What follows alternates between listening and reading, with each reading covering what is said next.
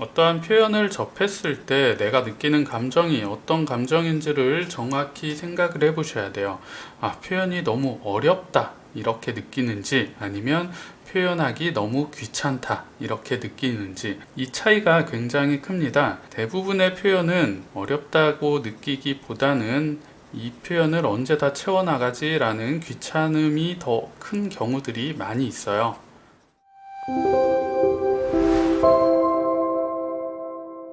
안녕하세요, 더그린 김주영입니다. 오늘은 연필을 이용해서 간단한 풍경 소묘를 진행해 보도록 할게요. 건물이 있는 풍경의 이미지를 간단히 표현을 해 볼 거예요. 스케치에 맞춰서 색감의 흐름을 잡으면서 구조의 표현을 만들어 보도록 하겠습니다. 좌측에서 빛이 들어오는 방향이네요. 우측에 빛을 받지 못하는 부분에 어둠 흐름을 먼저 잡아 보도록 할게요.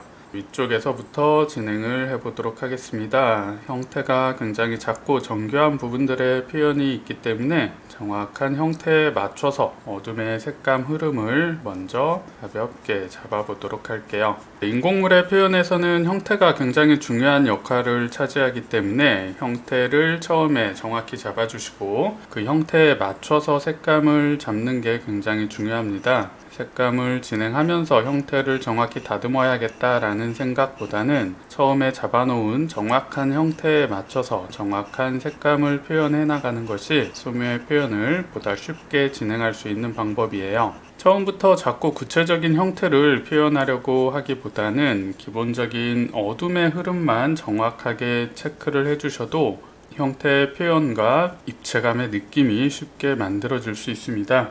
이미지에서 보이는 어둠의 흐름을 정확히 잡아서 밝음과 어둠으로만 색감을 구분시켜 나가도록 할게요.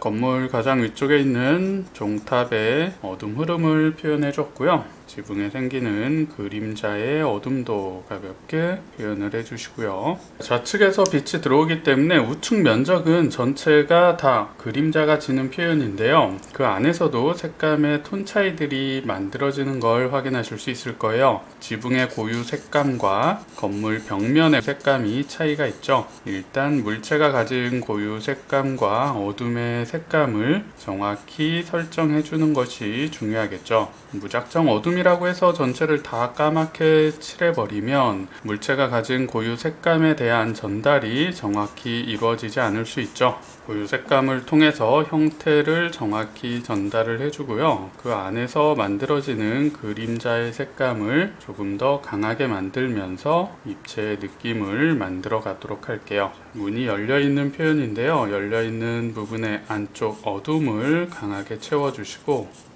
그 어둠보다 문의 색감은 한 톤 정도 약하게 표현을 해주시면 될 것 같아요. 안쪽에 어둠을 강하게 잡았고요. 고유 색감이 약간 진한 색감이면서 빛을 받지 못하기 때문에 벽면의 색감보다는 진하게 표현을 만들어 갈 거예요.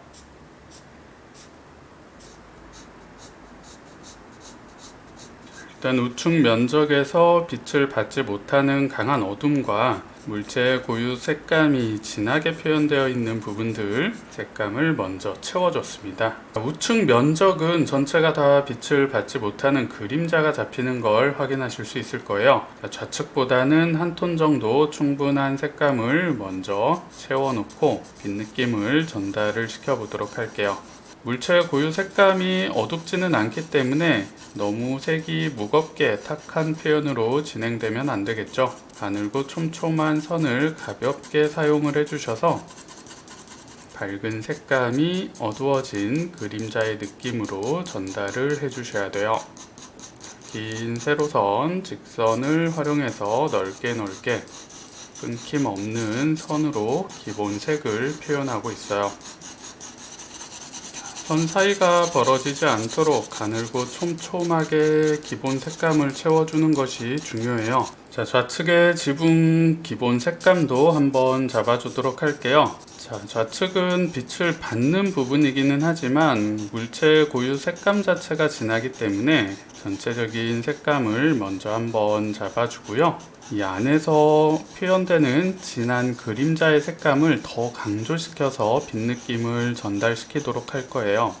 같은 방식으로 긴 직선을 활용해서 전체 색감을 한번 가볍게 채워주시고요. 이 위로 생기는 나무의 그림자를 표현을 해보도록 할게요. 빛을 받지 못하는 어둠의 꺾임이죠. 자, 이 부분은 강하게 색감을 잡아주시고요. 안쪽으로 들어가 있는 창문의 깊이도 그림자 색감을 통해서 표현을 해주시고요. 안쪽에 어둠을 가볍게 잡아주세요. 즉 벽의 면적은 밝은 표현인데요. 나무의 그림자가 생기는 걸 확인하실 수 있을 거예요. 나무의 실루엣, 그림자 표현을 만들어 보도록 할게요. 나무의 그림자이기 때문에 형태가 정확한 정답이 있다고 생각을 안 하셔도 괜찮습니다. 큰 면적의 비율 정도만 체크를 해주시면서 색감의 느낌이 거칠게 튀지 않게 촘촘한 선으로 채워주시면 될 것 같아요. 밝음과 어둠의 색감의 톤 대비가 정확히 만들어졌을 때 빛 느낌이 더 정확히 전달될 수 있습니다. 색감이 그렇게 진한 색감은 아니지만 형태를 또렷하게 대비를 살려줘야 정확한 빛과 그림자에 대한 이미지가 전달될 수 있어요. 이제 건물 주변에 있는 나무의 색감도 한번 강조를 시켜보도록 할게요. 좌측에 있는 나무부터 한번 그려볼까요? 자, 일단 나무가 들어갈 위치만 가볍게 체크를 해뒀거든요. 중심의 나무 어둠 흐름을 먼저 잡아주시고요.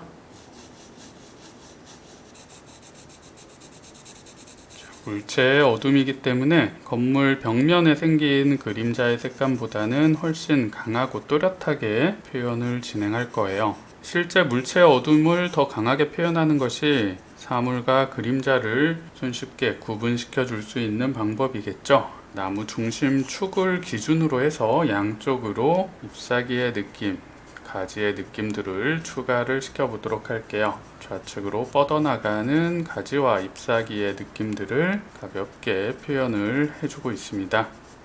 자, 비슷하고 정형화된 형태인 것 같지만 자연물의 형태이기 때문에 비슷한 듯 조금씩 다른 형태로 관찰을 통해서 이미지를 표현해 주시는 게 중요해요. 너무 반복적인 패턴으로 똑같은 방향과 모양으로만 그리게 되면 사실감이 떨어지는 결과를 가져올 수 있습니다.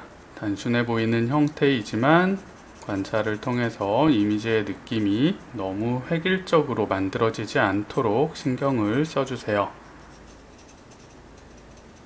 일단 우측의 잎사귀 느낌을 표현을 했고요. 좌측도 동일한 방식으로 실루엣의 넓이를 정확히 맞춰주시면서 반복적으로 그려나가시면 될 것 같아요.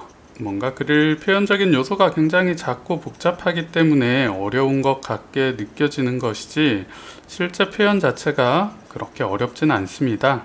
하나씩 꼼꼼하게 채워나가다 보면 어느 순간 나무의 이미지가 쉽게 만들어지는 걸 확인하실 수 있을 거예요. 아래쪽으로 내려오면서 잎사귀가 훨씬 더 풍성하게 만들어지는 걸 확인하실 수 있을 거예요. 건물과 경계를 정확히 만들어주기 위해서 건물 뒤쪽으로 지나가는 잎사귀를 확실하게 채워서 건물과 뒷공간이 확실히 구분될 수 있도록 색감을 정리를 시켜 볼게요. 가장 좌측에 있는 나무를 진행을 했고요. 자, 건물 뒤쪽에 있는 나무도 같은 방식으로 진행을 해 볼게요. 좌측에 있는 나무보다는 잎사귀가 훨씬 더 풍성하게 채워져 있네요. 이런 형태적인 특징을 잘 관찰을 하시고 차이점을 조금씩 표현을 해주시면 더 좋습니다. 조금 더 색감을 촘촘하고 넓은 면적으로 채워서 나무에 가진 형태적인 특징의 차이를 표현을 해주세요. 반대쪽 좌측 방향도 같은 방식으로 처리를 해주면 나무가 금방 마무리될 수 있어요. 이제 우측에 있는 나무도 표현을 해볼 건데요.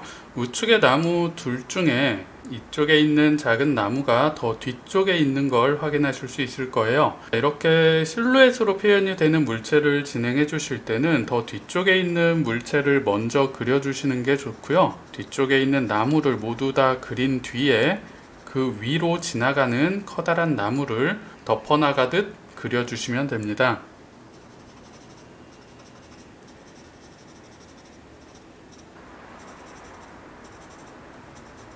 다시 우측의 잎사귀도 같은 방식으로 채워 나갈게요. 나무를 표현하는 기술적인 부분이 중요한 건 아니에요. 시간과의 싸움이기 때문에 집중력을 잃지 마시고요. 꼼꼼하게 가장 처음에 그렸던 잎사귀의 표현력과 동일한 정도로 꼼꼼하게 하나하나 채워나가는 과정이 가장 중요한 과정이라고 할 수 있어요. 그리다 보면 점점 시간이 흐를수록 잎사귀의 표현이나 가지의 표현을 대충 그리고 마무리하는 경우들이 생길 수 있습니다. 왜냐하면 굉장히 표현이 귀찮기 때문이죠. 어려운 게 절대 아니에요. 귀찮아서 대충 그리게 되는 거예요. 어떠한 표현을 접했을 때 내가 느끼는 감정이 어떤 감정인지를 정확히 생각을 해보셔야 돼요. 표현이 너무 어렵다 이렇게 느끼는지, 아니면 표현하기 너무 귀찮다 이렇게 느끼는지, 이 차이가 굉장히 큽니다. 대부분의 표현은 어렵다고 느끼기보다는 이 표현을 언제 다 채워나가지 라는 귀찮음이 더 큰 경우들이 많이 있어요.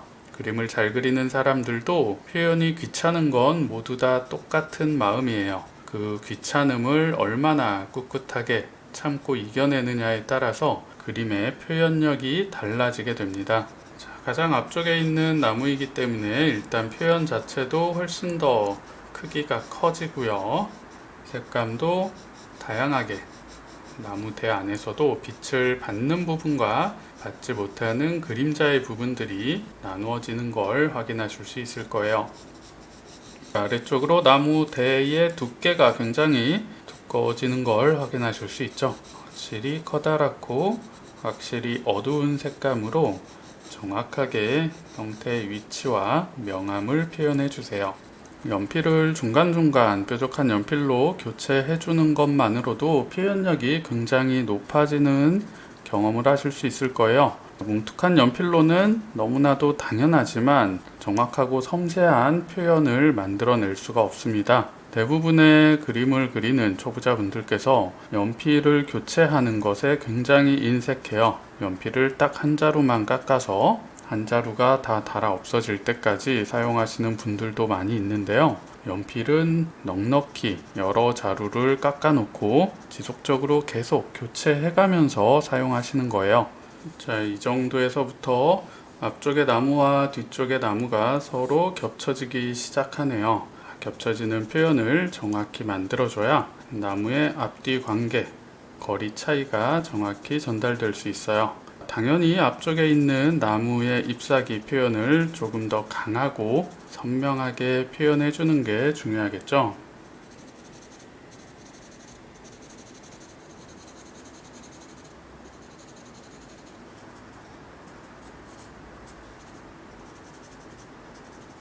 색감을 조금 더 진하게 표현해 준 것만으로도 나무가 가지고 있는 거리감과 구조의 차이를 조금씩 전달해 줄 수가 있습니다.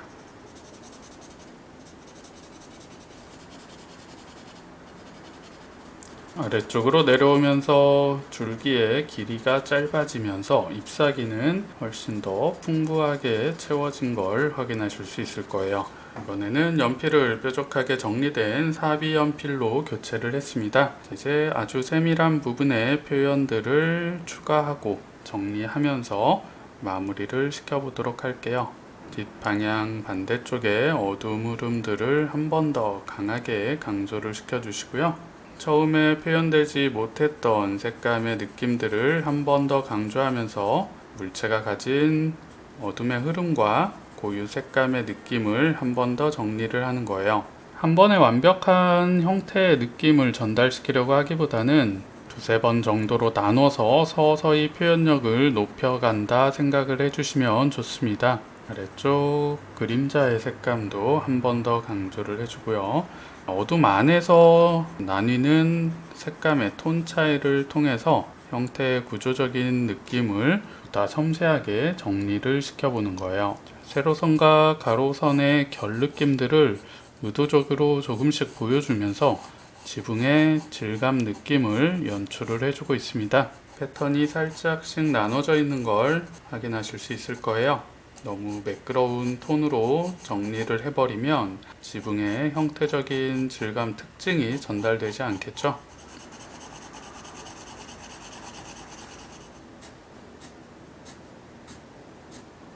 안쪽에서도 작은 패턴이 만들어져 있죠.